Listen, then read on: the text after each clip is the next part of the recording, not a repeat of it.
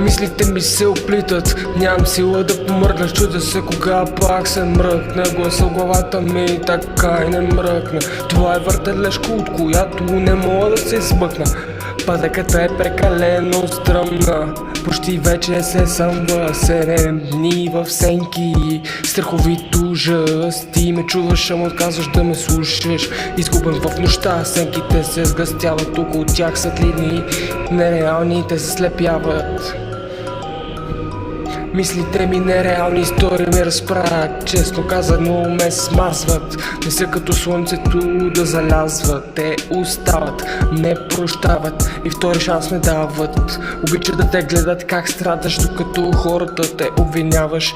А ти се стараеш всичко от себе си да даваш. Подават ти ръка, ти отказваш. Правиш неща, после съжаляваш. А самообладаваш и по-престрастяваш. От наркотиците въобще не ми е до политиците. Отлитам като птиците, разширени са ми зениците. Душите стотиците ми натежават. Трябва се случва да ме натъжават.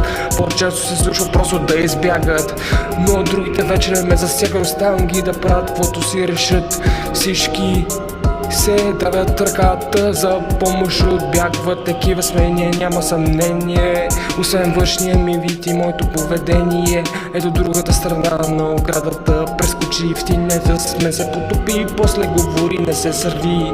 Аз съм той, който може ти го потвърди. Безкрайни нощи, бурите са продължителни и мощни. И мъчителни, обаче поучителни. И я погледни 160 часа без сън и пак мисля трезво. Бе пън, живее си и твоя сън. Полицията като дойде и видиш направо рън. Буден съм, докато залязва и изгрява шибания сън.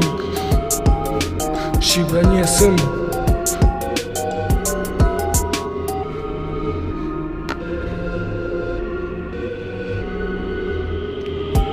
Продължавам в нощта, взимам и твоята жена. По-често се случва просто да избягах, другите не ме сега вставям ги да си правят каквото си решат. Всички се давят ръката за помощ, отбягват. Такива сме ние, няма съмнение. Освен във външния ми вид и моето поведение.